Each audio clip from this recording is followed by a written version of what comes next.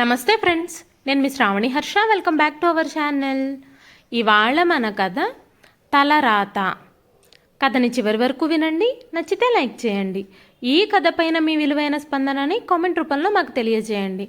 కొత్తవారు ఎవరైనా చూస్తున్నట్లయితే మన ఛానల్ని సబ్స్క్రైబ్ చేసుకోండి. చూడండి సార్, ఈ కారు ముట్టుకోవద్దని మీకు ఎన్నిసార్లు చెప్పాము. ఈ కారుని మేము వేరే వాళ్ళకి అమ్మేశాము. చిక్మంగళూరు నుంచి ఒక ఆవిడ ఈ కారును కొనడానికి ఇక్కడికి వచ్చారు. ఆమె కారుని మీరు ముట్టుకున్నారనుకోండి, ఆవిడకి చాలా కోపం వస్తుంది అంటూ కార్ షోరూంలోని సేల్స్మెన్ కల్పనతో సంజయ్తో చెప్పాడు. సంజయ్ చాలా కోపంగా సేల్స్మెన్తో ఇలా అన్నాడు, మీరు ఇలా ఎలా చేస్తారు? ఈ కారును నేను మా పెళ్లి రోజుకి నా భార్యకు కానుకగా ఇవ్వాలనుకున్నాను. అందుకే కదా ఈ కారుని చూసెళ్ళాను. మీరు వేరే వాళ్ళకి ఎలా అమ్మేస్తారు అన్నాడు. క్షమించండి సార్, నెల రోజుల క్రితం మీరు ఈ కారుని చూసి వెళ్ళిన మాట వాస్తవమే. కానీ దాని తర్వాత మీరు ఎలాంటి సమాధానము చెప్పలేదు. మీరు కారుని బుక్ చేసుకొని మాకు ఎలాంటి అడ్వాన్సు ఇవ్వలేదు. మీకు కావాలో వద్దో కూడా చెప్పనప్పుడు మేము మీకోసం ఎలా ఎదురు చూస్తాం అంటూ మీరు ఈ కారుకి కొంచెం దూరంగా నిలబడండి అని పక్కన నిలబెట్టాడు. తనకి నచ్చిన కారు దక్కలేదన్న కోపంతో కల్పన అక్కడే సంజయ్తో గొడవ పడ్డం మొదలుపెట్టింది. నువ్వు అన్నీ ఇలాగే చేస్తావు సంజయ్. ఆశ పెట్టి ఆశని ఆవిరి చేస్తావు. నీకసలు నాపై కొంచెం కూడా ప్రేమ లేదు. నువ్వెప్పుడూ నాకు చేసిన ప్రామిస్ని నిలబెట్టుకోలేవు. నీ బ్రతుకంతా ఇంతే అంటూ దూషించడం మొదలుపెట్టింది. అప్పుడు సంజయ్, నేను ఎంత కష్టపడి ఇంటిని నడిపిస్తున్నానో నీకు తెలుసు. అయినా సరే నువ్వు ఎప్పటినుంచో పోరు పెడుతున్నావని ఈ కారు నీకు కొనివ్వాలనుకున్నాను. కార్ లోన్ కోసం వచ్చే అమౌంట్ సరిపోక దీనికోసం నేను ఎంతమంది దగ్గర అప్పులు తీసుకున్నానో నీకు తెలుసా అంటున్న అతని మాటలు కల్పన అస్సలు వినిపించుకోవడం లేదు. వాళ్ళిద్దరికీ మధ్య అలా గొడవ జరుగుతూనే ఉంది. ఇంతలో ఆ కారు కొనుక్కున్న ఆవిడ షోరూంకి వచ్చింది. ఆవిడ వయసు దాదాపు 60 సంవత్సరాలుండొచ్చు. ఆమె కళ్ళకి కూలింగ్ గ్లాసెస్ పెట్టుకొని ఒక కాస్ట్లీ పట్టుచీర కట్టుకొని ఉంది. ఆ పట్టుచీర ఆమె అందాన్ని మరింత పెంచుతుంది. మెడలో ఒక చిన్న డైమండ్ సెట్ పెట్టుకుంది. చేతులకి ఒక్కొక్కటి అయినా పెద్దగా ఉన్న గాజులు అందంగా మెరుస్తున్నాయి. షోరూమ్ ఓనరు ఆమెను అక్కడ కూర్చోబెట్టి, మేడం, టీ, కాఫీ లేదా కూల్ డ్రింక్ ఏం తీసుకుంటారు మేడం అని అడిగాడు. ఆవిడ జ్యూస్ తీసుకురమ్మని చెప్పడంతో ఆ షోరూంలో పనిచేసే వ్యక్తి పరిగెత్తుకుంటూ వచ్చి ఆవిడకు జ్యూస్ ఇస్తాడు. అన్ని ఫార్మాలిటీస్ పూర్తి చేసిన తర్వాత ఆ షోరూమ్ యజమాని, మీ కార్ సిద్ధంగా ఉంది మేడం, ఒకసారి చూద్దురుగాని రండి, మీరు చెప్పిన ఎక్స్ట్రా యాక్సెసరీస్ అన్నీ యాడ్ చేశాం అని చెప్పగానే శశికళ గారు ఆ కార్ని చూడడానికి కారు దగ్గరకు వచ్చారు. సంజయ్, కల్పన శశికళ గారిని చూడగానే వాళ్ల కాళ్ళ కింద భూమి జారిపోయినట్టు అనిపించింది. వారి కళ్ళను వారే నమ్మలేకపోయారు. శశికళ గారు వారిద్దరినీ ఓరగా చూస్తూ గర్వంగా ఒక చిన్న చిరునవ్వు విసిరి 45 లక్షల చెక్కును షోరూమ్ యజమానికి అందజేసి, ఈ కారు సాయంత్రంలోగా నా ఆఫీస్కి చేరుకోవాలి, లేట్ చేయకండి అని చెప్పారు. అలాగే మేడం, మీరు అస్సలు ఆలోచించకండి, మేము కార్ని సేఫ్గా మీ ఆఫీస్కి తీసుకొస్తాం అని చెప్పగానే శశికళ గారు వారికి నమస్కరించి అక్కడి నుంచి సెలవు తీసుకున్నారు. వెంటనే తన కారులో చిక్మంగళూరుకి బయలుదేరారు. శశికళ గారిని చూసిన సంజయ్ ఇంకా కల్పనలు కరెంటు షాక్ తగిలినట్టు ఫ్రీజ్ అయిపోయారు. ఆమెను ఆశ్చర్యంగా చూస్తూ అలాగే ఉండిపోయారు. సంజయ్ ఆశ్చర్యంగా ఆ షోరూంలోని ఉద్యోగి వద్దకు వెళ్ళి, సార్, ఆవిడ అని ఇంకా మాటలు రాక అలాగే అడుగుతూ నిలబడిపోయాడు. మీకు వారు తెలుసా? తెలియనట్టు నటిస్తూ సంజయ్ ఎవరావిడా అని అడిగాడు. ఆ షోరూంలో పనిచేసే ఉద్యోగి నవ్వుతూ, సార్, ఈ మేడం మీకు తెలీదా? ఆవిడిప్పుడు ఎంత ఫేమస్ అయిపోయారనుకున్నారు? ఆల్మోస్ట్ అందరికీ తెలిసిన వ్యక్తి. చిక్మంగళూరు నుంచి చుట్టుపక్కల ప్రాంతాల వాళ్ళకే కాదు, దేశ విదేశాలకు కూడా ఆవిడ పేరు వ్యాపించింది ఇప్పుడు అని చెప్పగానే కల్పన అస్సలు నమ్మలేకపోయింది. కల్పనకి, సంజయ్కి ఇదంతా ఏదో కలలా ఉంది. అక్కడ జరిగిందంతా. కల్పన సంజయ్తో, సంజయ్, ఏం జరుగుతుంది ఇక్కడ? అసలు నాకేమీ అర్థం కావడం లేదు. ఆవిడ ఇలాంటి స్థితిలో నా కళ్ళని నేనే నమ్మలేకపోతున్నాను అంటూ కంగారు పడింది. సంజయ్కి కూడా ఏమీ అర్థం కాలేదు. మరోవైపు శశికళ గారు తన ఆఫీస్కు చేరుకొని తన కుర్చీలో కూర్చుని శూన్యంలోకి చూస్తూ తను ఇంకెప్పటికీ చూడకూడదు అనుకున్న వ్యక్తుల్ని ఈరోజు చూశాను అంటూ ఆలోచిస్తూనే గత జ్ఞాపకాల్లోకి వెళ్ళిపోయారు. అమ్మా, ఏంటి నువ్వు స్నానం చేయకుండా హాల్లోకి రావద్దని నీకెన్నిసార్లు చెప్పాను? నీ నుంచి దుర్వాసన వస్తుంది. ఈ ఇంటిని నేను మంచి మంచి కాస్ట్లీ ఐటమ్స్తో, బ్రాండెడ్ ఐటమ్స్తో అలంకరించుకున్నాను. నా ఫ్రెండ్స్, కొలీగ్స్ ఎప్పుడూ ఎవరో ఒకరు ఇంటికి వస్తూనే ఉంటారు. వాళ్ళందరూ ఇంటిని చూసినప్పుడు నన్ను ఎంతగానో ప్రశంసిస్తూ ఉంటారు. మీరిలా చెమట కంపుతో హాల్లో కూర్చుంటే వచ్చిన వాళ్ళంతా మిమ్మల్ని చూసి మొహం చిట్లించుకుంటారు. అది నాకెంత అవమానం. వెళ్ళండి, వెళ్ళి స్నానం చేసి రండి అంటూ సంజయ్ తన తల్లి శశికళ గారికి చెప్పాడు. శశికళ గారు కన్నీళ్లతో, బాబు సంజయ్, ఈ అమ్మ గురించి నీకు తెలియదా? నేను ఉదయాన్నే లేచి స్నానం చేసి పూజ చేస్తాను. ఆ తర్వాతే ఏ పనైనా చేస్తాను. నేను ఆల్రెడీ స్నానం చేసి పూజ ముగించుకుని వచ్చి ఇక్కడ కూర్చున్నాను. ఈ వేడి కారణంగా నేను రోజు చెమటతో తడిసి ముద్దైపోతున్నాను. నా గదిలో ఫ్యాన్ కూడా లేదు. ఆ టేబుల్ ఫ్యాన్ కూడా పనిచేయడం మానేసింది. చాలా రోజుల నుంచి నేను కల్పనని ఆ ఫ్యాన్ బాగు చేయించమని అడుగుతూనే ఉన్నాను. ఇంకా చెప్పాలంటే తను నాకు స్నానం చేయడానికి సబ్బు కానీ, బట్టలు తుక్కోవడానికి బట్టల సబ్బు కానీ ఇవ్వడం లేదు. ఈ ఇంట్లో ఏ ఉపయోగము లేని ఈ ముసలిదాని మాట ఎవరు లెక్క చేస్తారు? ఇంకా నన్నేం చేయమంటావు అంటూ కన్నీళ్లు పెట్టుకున్నారు. సంజయ్, అమ్మా, పొద్దున్నే నువ్వు కోడలి మీద కంప్లైంట్ చేయడం మొదలుపెట్టావా? నీకు సిగ్గనిపించడం లేదా? కల్పన ఇంటి బాధ్యతనంతా ఎంత సమర్థవంతంగా చూసుకుంటుంది. మీ పట్ల కూడా ఎంత శ్రద్ధ తీసుకుంటుంది. నీ గురించి ఎప్పుడూ నా దగ్గర తను ఫిర్యాదు చేయలేదు. నువ్వు మాత్రం ఎప్పుడూ తన గురించి ఏదో ఒకటి చెప్తూనే ఉంటావు అంటూ ఉండగానే కల్పన అక్కడికొచ్చి, అత్తయ్య గారు, పొద్దున్నే ఏడుస్తూ ఎందుకు మీ అబ్బాయి గారు ముందు కూర్చుంటారు? ఆయన ఆఫీస్లో ఎంత కష్టపడుతున్నారో, ఎన్ని ప్రెజర్స్ తీసుకుంటున్నారో మీకేం తెలుసు? ఆఫీస్లో అన్ని పనులతో అంత ఒత్తిడిని భరిస్తున్న మీ అబ్బాయి గారితో ఇంట్లో సమస్యలన్నీ చెప్పి ఆయన మనసు ఇంకా పాడు చేస్తున్నారు. మీరు ఆయనకు కన్న తల్లి. మీ కొడుకు గురించి ఆ మాత్రం కూడా చింత లేదా మీకు? ఫ్యాన్ రిపేర్ చేయలేదని, సబ్బు ఇవ్వలేదని అత్తయ్య గారు చెప్తున్నారు కదా. మీరు ఇది వినండి. నేను అత్తయ్య గారికి డెటాల్ సోప్ ఇచ్చాను, కానీ అది ఆవిడకి నచ్చలేదట. ఆవిడకి మంచి సువాసన వచ్చే మైసూర్ శాండిల్ సోప్ కావాలంట. మీ అమ్మగారు ఉదయం లేచిన దగ్గర నుంచి నన్ను ఎంత సతాయిస్తున్నారో మీకేం తెలుసు? మీ అమ్మగారికి నేనంటే అస్సలు ఇష్టం ఉండదు. మీరు కనుక ఆవిడ మాటలు వింటే నన్ను ఇంట్లోంచి గెంటేయాలని చూస్తున్నారు. అందుకే రోజు నా మీద కంప్లైంట్స్ చేస్తూనే ఉంటారు అని చెబుతూ కల్పన ఏడుస్తున్నట్టు నటించడం మొదలుపెట్టింది. ఎందుకమ్మా అమాయకురాల్ని ఏడిపిస్తావు? నీ సమస్య ఏంటి? నువ్వు ఆ డెటాల్ సబ్బు ఎందుకు ఉపయోగించలేవు అన్నాడు సంజయ్. అప్పుడు శశికళ గారు మాట్లాడుతూ, కల్పన ఇచ్చే సబ్బు నేను చేతులు కడుక్కోవడానికి వాడతాను.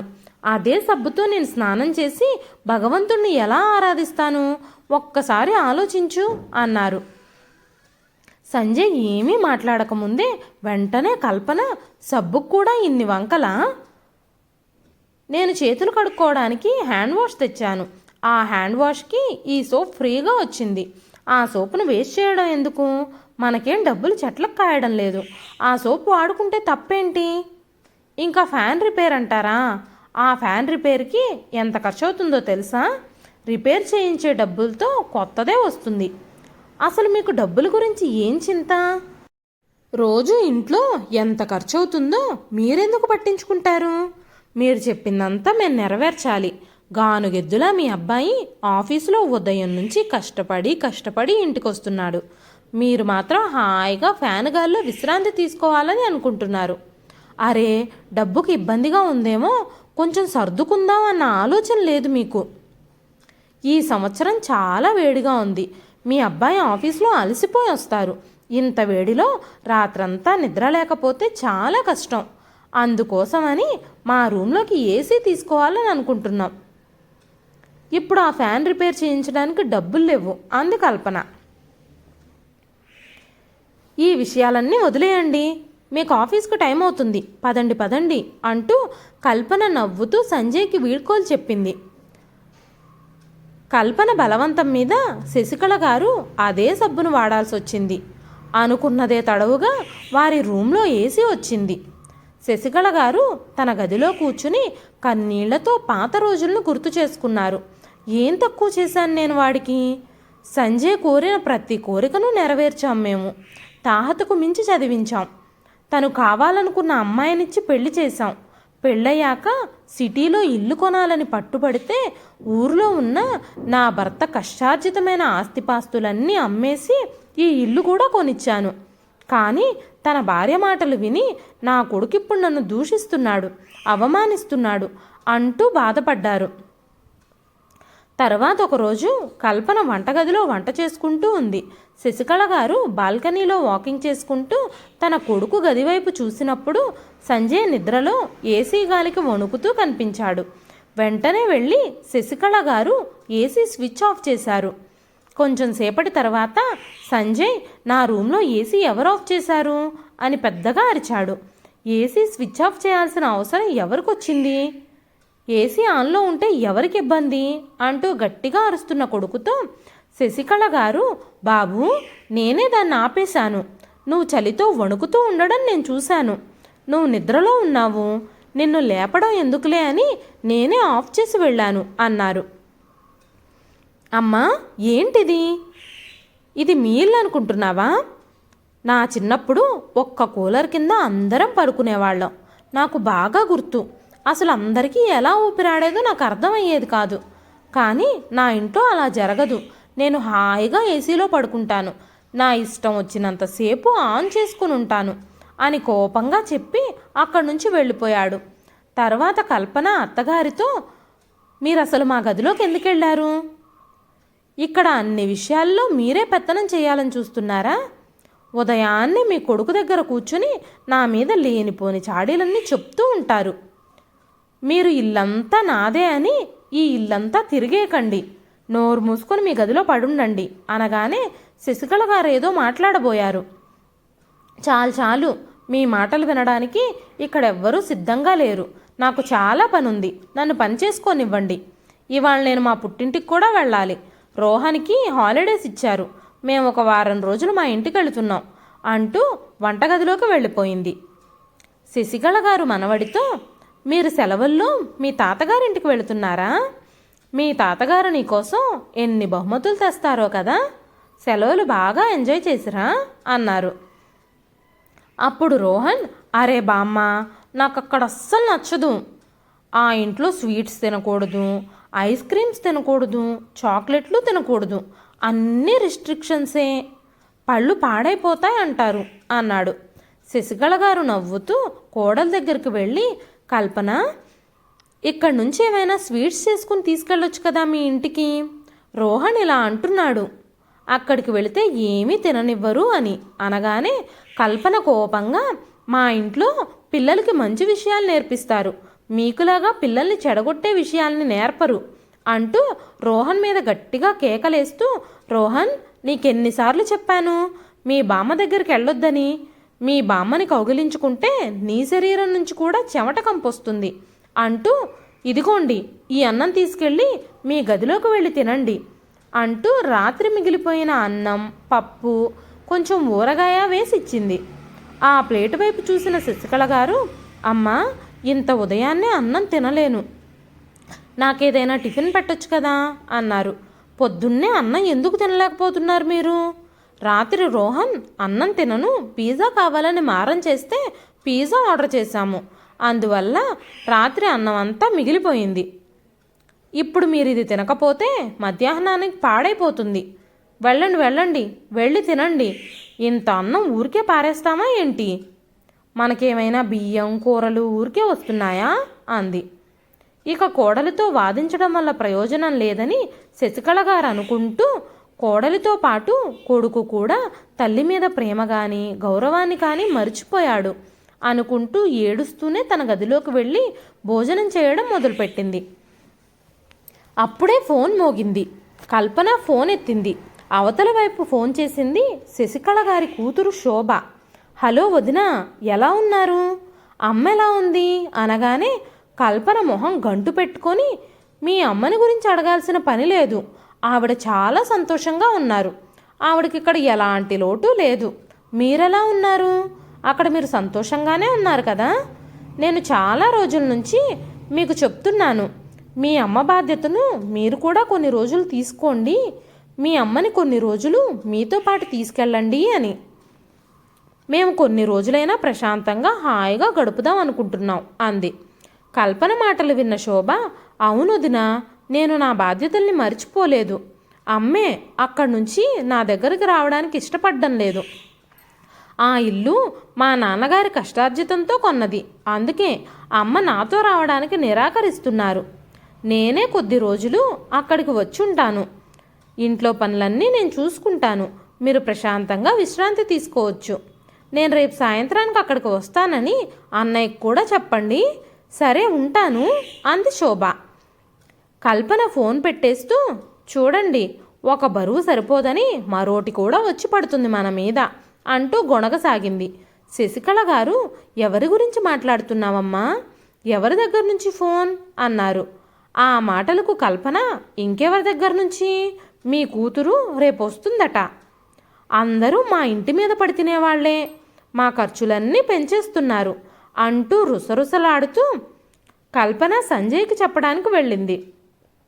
కూతురు వస్తుందన్న వార్త వినగానే శశికళ గారి మొహంలో సంతోషం వెళ్ళి విరిసింది. రేపు సాయంత్రం ఎప్పుడవుతుందా, ఎప్పుడెప్పుడు శోభని కలుస్తానా అంటూ గడియారం వైపు చూస్తూ ఉండిపోయారు.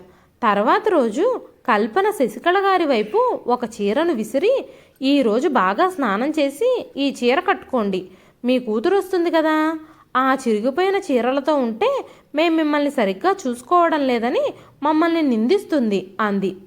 అమ్మా కల్పన, ఈ చీర ఎవరిది?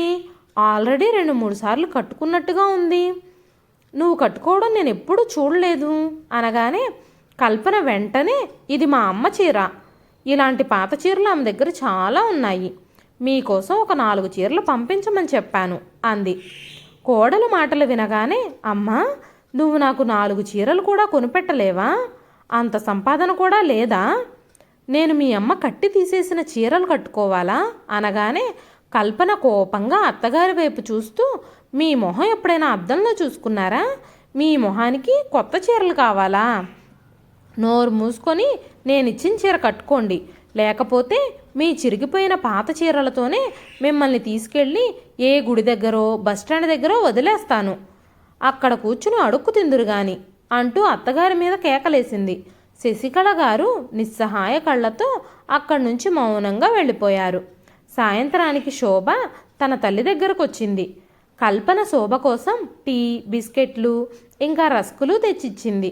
అక్కడే కూర్చుని ఉన్న శశికళ గారి కళ్ళు ఆ బిస్కెట్ల వైపు ఆశగా చూశాయి. తల్లిని గమనించిన శోభ బాధగా, అమ్మా తీసుకో అని బిస్కెట్లున్న ప్లేట్ని తన తల్లి వైపు జరిపింది. లేదమ్మా, నువ్వు ప్రయాణం చేసి అలసిపోయినట్టున్నావు, ఆ టీ తాగి బిస్కెట్స్ తిను, నేను రోజు తింటూనే ఉంటాను కదా అంది. అవునమ్మా, కనబడుతూనే ఉందిలే అంది శోభ. శోభ బలవంతంగా తన తల్లికి బిస్కెట్లు తినిపించింది. ఎన్నో రోజుల తరువాత వాటిని తింటున్నట్టు ఎంతో హడావిడిగా తల్లి ఆ బిస్కెట్స్ తినడం చూసి శోభకి చాలా బాధ కలిగింది. కాసేపటి తరువాత శోభ తన తల్లితో మాట్లాడి తన గదిలోకి వెళ్ళేసరికి రోహన్ తన పర్సులో డబ్బులు తీస్తూ కనిపించాడు. శోభ రోహన్ని కోపంగా చూస్తూ, ఏం పనిరా ఇది, ఇంత చిన్న వయసులోనే దొంగతనం చేయడం నేర్చుకున్నావా? ఇంకెప్పుడైనా నువ్వు ఎవరి డబ్బులైనా దొంగిలించడం నేను చూస్తే మీ అమ్మకి నాన్నకి చెప్తాను అంటూ మందలించింది. తర్వాత రోజు ఉదయం కల్పన వంటగదిలో పనిచేస్తుంది. సంజయ్ ఆఫీస్కి వెళ్ళడానికి రెడీ అవుతున్నాడు. రోహన్ స్కూల్కి వెళ్ళడానికి తయారవుతున్నాడు.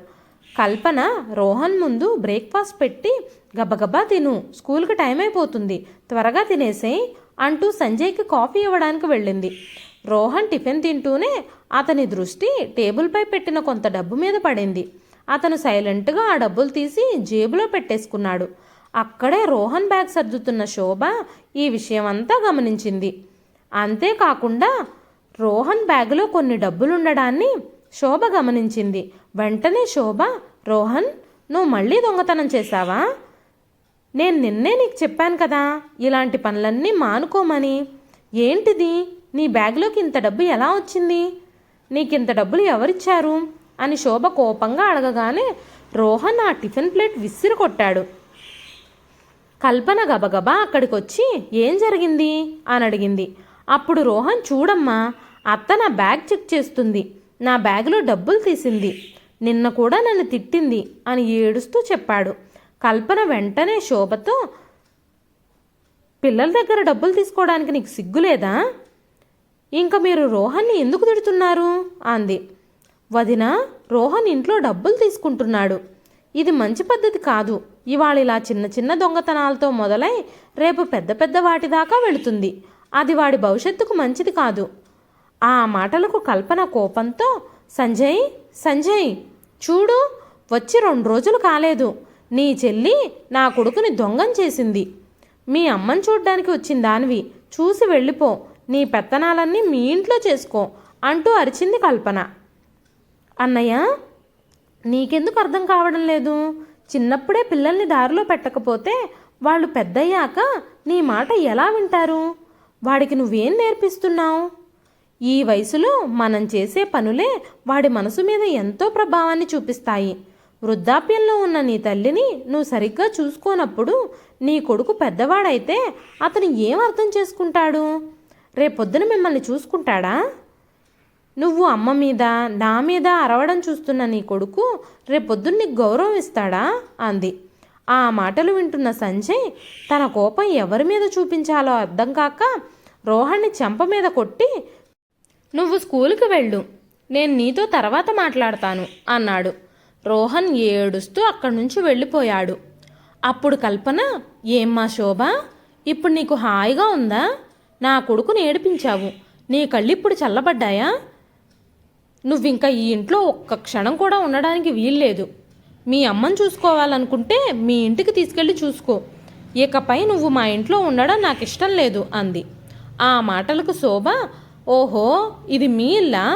10 సంవత్సరాల క్రితం ఊర్లో ఉన్న ఇల్లు, భూములు అన్నీ అమ్మేసి మీరు ఇల్లు కొలాలనుకున్నప్పుడు మీరు పెట్టమన్న చోటల్లా సంతకాలు పెట్టాను. అమ్మని మీరు బాధ్యతగా చివరి వరకు చూసుకుంటానని నాకు అగ్రిమెంట్ రాసిచ్చారు. ఆ విషయం మర్చిపోయారా? ఆ అగ్రిమెంట్తో నేను కోర్టుకెళ్తే మీకు జైలు శిక్ష పడుతుంది. ఆ రోజు ఇంటిని, భూమిని అమ్మినప్పుడు ఎంత డబ్బు వచ్చిందో ఆ డబ్బంతా అమ్మ అకౌంట్లో వేయండి, లేదంటే ఈ ఇల్లు అమ్మకిచ్చేయండి. మా అమ్మ ఈ ఇంట్లోనే పని మనిషిని పెట్టుకుని దర్జాగా బ్రతుకుతుంది అంది శోభ. ఆ మాటలకు సంజయ్, నువ్విక్కడికి వచ్చి రూల్స్ మాట్లాడకు. నువ్వు అమ్మని తీసుకెళ్లాలనుకుంటే హాయిగా తీసుకెళ్ళొచ్చు. నువ్వు నన్ను బెదిరించడం వల్ల ₹1 కూడా మీకు రాదు అంటూ సంజయ్ శశికళ గారి చెయ్యి పట్టుకొని, మేమిద్దరం నిన్ను చూసుకోవడం లేదని నువ్వు నీ కూతురికి బాగానే నూరిపోస్తున్నావు. ఇప్పటికిప్పుడే నిన్ను రోడ్డు మీద వదిలేసినా మమ్మల్ని అడిగేవాళ్లే లేరు. మీరు తక్షణమే ఇంట్లోంచి బయటకెళ్ళండి అన్నాడు సంజయ్. ఆ మాటలకు శోభ తల్లితో, అమ్మా, ఏం జరుగుతుంది ఇక్కడ? నువ్వేం మాట్లాడవేంటి? చిన్నప్పటి నుంచి మీరు నాకు హక్కుల కోసం నిలబడాలని నేర్పించారు. అలాంటప్పుడు నువ్వు ఆ విషయం ఎందుకు మర్చిపోయావు? నీ కొడుకు, కోడలు నిన్ను గౌరవించరు. నీ మనవణ్ణి కూడా నీ దగ్గరకు రానివ్వరు. ఇలాంటి వాళ్ల కోసం నువ్వు ఇవన్నీ ఎందుకు భరించాలి? నువ్వు ఎదురు తిరగలేవా అంది శోభ. ఆ మాటలు శశికళ గారికి ఎంతో ధైర్యాన్నిచ్చాయి. కల్పన, సంజయ్ శోభతో, శశికళ గారితో ఇష్టం వచ్చినట్టు మాట్లాడుతూ ఉండగా శశికళ గారు సంజయ్ని లాగిపెట్టి చెంప మీద కొట్టారు. నీకసలు సిగ్గులేదా? తల్లితో ఎవరైనా ఇలా మాట్లాడతారా? తల్లిని గౌరవించని వాడు సమాజంలో ఆడవాళ్ళని ఎలా గౌరవిస్తాడు? మీకు బుద్ధి రావాలంటే ఏం జరగాలో ఇప్పుడు నేను అది చేయబోతున్నాను, మీరు వేచి ఉండండి అంటూ శశికళ గారు పోలీసులకు ఫోన్ చేశారు. కాసేపట్లోనే చుట్టుపక్కల జనాలందరూ గుమిగూడారు. సంజయ్ని, కల్పనని పోలీసులు అరెస్ట్ చేశారు. సంజయ్ పరువు, మర్యాద అంతా పోయిందని గ్రహించినప్పుడు శశికళ గారికి క్షమాపణలు చెప్పి కేసు వాపసు తీసుకోమని అడిగారు. అందుకు శశికళ గారు, మీరు వెంటనే నా ఇల్లు ఖాళీ చేసి వెళ్ళిపోండి. ఇది నా భర్త కష్టార్జితంతో కొన్న ఇల్లు. దీని మీద పూర్తి హక్కు నాకుంది. మీరు ఈ ఇంట్లోంచి వెళ్ళిపోవడానికి ఒప్పుకుంటే నేను కేసు వాపస్ తీసుకుంటాను అన్నారు. శశికళ గారు పెట్టిన ఆ కండిషన్కి కల్పన, సంజయ్ ఒప్పుకున్నారు. శశికళ గారు, కొడుకు కోడలు నన్ను ఇంత బాధలు పెట్టిన ఈ ఇంట్లో నేను ఇంక ఉండలేను. నేను వెంటనే ఈ ఇల్లు అమ్మేసి చిక్మంగళూరు వెళ్ళిపోవాలనుకుంటున్నాను. అక్కడ ఒంటరిగా ఉన్న నా చిన్ననాటి స్నేహితురాలితో ఈ చివరి రోజులు గడపాలని అనుకుంటున్నాను అని శోభతో చెప్పారు. 2 రోజుల తరువాత కొడుకు కోడలు ఇల్లు ఖాళీ చేశారు. ఆ తరువాత శోభ తల్లిని తన ఇంటికి తీసుకువెళ్ళింది. 1 వారం రోజుల్లోనే ఆ ఇల్లుని అమ్మేశారు. శశికళ గారికి భవిష్యత్తులో ఎలాంటి ప్రాబ్లం రాకూడదని ఇల్లమ్మిన డబ్బంతా శశికళ గారి అకౌంట్లో వేసింది శోభ. శశికళ గారు తన స్నేహితురాలు సుధా దగ్గరకు వెళ్ళిపోయారు. సుధా చాలా పేదరికంలో ఉంది. చుట్టుపక్కల వాళ్ళకి ఫంక్షన్లకి వంటలు చేస్తూ జీవితం గడుపుతుంది. శశికళ గారు వెళ్ళిన వెంటనే ఆవిడ దగ్గరున్న డబ్బుల్లోంచి కొంత డబ్బు తీసి ఓ చిన్న హోటల్ స్టార్ట్ చేశారు. హోమ్ మేడ్ స్వీట్స్, పచ్చళ్ళు, పొడులు, పిండి వంటలు తయారు చేసి అమ్మేవారు. మెల్లమెల్లగా శశికళ గారి చేతి రుచికి డిమాండ్ పెరిగిపోయింది. చుట్టుపక్కల వాళ్ళందరూ అక్కడ స్వీట్స్, పచ్చళ్ళు కొనడం మొదలుపెట్టారు. మెల్లగా వారి కింద పనివారిని పెట్టుకున్నారు. ఇప్పుడు దేశ విదేశాలకి శశికళ గారు తయారు చేసిన స్వీట్లు, పచ్చళ్ళు ఎగుమతవుతున్నాయి.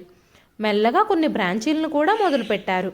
ఇవన్నీ శశికళ గారు, సుధా గారు దగ్గరుండి చూసుకునేవారు. అంతేకాకుండా తమలాగా నిరాశ్రయులైన వారికి పనిని, ఆశ్రయాన్ని కల్పిస్తూ వారి ఆకలి తీర్చేవారు. వృద్ధాప్యంలో కొడుకుల చేత నిరాదరణకు గురైన వాళ్ళందరికీ చేయూతనందిస్తూ వారికి పని కల్పించేవారు. అతి తక్కువ కాలంలోనే బిజినెస్ మంచి పురోగతిని సాధించింది. దేశ విదేశాల్లో వాళ్ళు కూడా శశికళ గారి స్వీట్లకి, పచ్చళ్ళకి ఫ్యాన్స్ అయిపోయారు. ఆర్డర్స్ బాగా రావడం మొదలయ్యాయి. నిన్న మొన్నటి వరకు ప్రతి చిన్న విషయానికి కొడుకు కోడలిపై ఆధారపడిన శశికళ గారు 7 ఏళ్లలో ఎంతో డబ్బు సంపాదించి తనలాంటి వారికి, ఆకలితో అలమటిస్తున్న ప్రజలకు రోజు భోజనం పెట్టడం మొదలుపెట్టారు. షోరూమ్ నుంచి కారు తీసుకొచ్చి కారు తాళాలు ఇవ్వడం కోసం తన జాంబర్కి వచ్చిన వారిని చూస్తూ శశికళ గారు ఆలోచనల నుంచి బయటకు వచ్చారు. షోరూమ్ నుంచి కారు బయలుదేరగానే శశికళ గారి కొడుకు కోడలు కూడా ఆ కారుని వెంబడిస్తూ శశికళ గారి ఆఫీస్ దగ్గరకు వచ్చారు. శశికళ గారి ఆఫీస్ని చూడగానే సంజయ్ ఇంకా కల్పన కళ్ళు పెద్దవి చేస్తూ ఆశ్చర్యానికి గురయ్యారు. వాళ్ళిద్దరూ శశికళ గారి పాదాలపై పడి, అమ్మా మమ్మల్ని క్షమించు అన్నాడు సంజయ్. దేవతలాంటి నిన్ను ఎంతగానో అవమానించాం. దేవుడు మాకు నరకంలో కూడా స్థానం ఇవ్వడు. మీరు మా జీవితాల నుంచి వెళ్ళిపోయాక వెంటనే నా ఉద్యోగం పోయింది. మేం డబ్బు కోసం చాలా ఇబ్బందులు పడ్డాం. చిన్న చిన్న ఉద్యోగాలు చేస్తూ అప్పుల పాలైపోయాము. నన్ను క్షమించమ్మా అంటూ కాళ్ళు పట్టుకొని కొడుకు కోడలు ఏడుస్తుంటే వారి ఊసరవల్లి కన్నీళ్లు చూసి శశికళ గారు అస్సలు కరగలేదు. శశికళ గారు కొడుకు కోడలితో, ఆ భగవంతుడు నా తలరాతలో ఏం రాశాడో నాకు తెలియదు.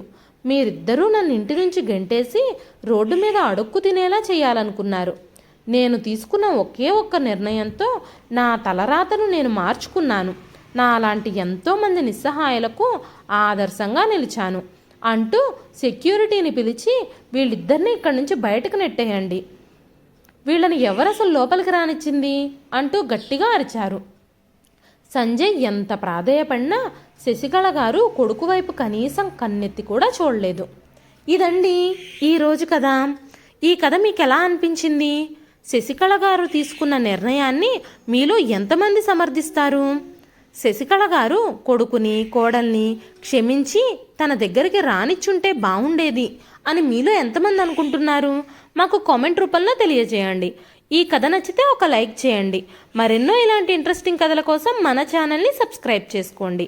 మరొక మంచి కథతో మళ్ళీ కలుస్తానండి. అంతవరకు సెలవు.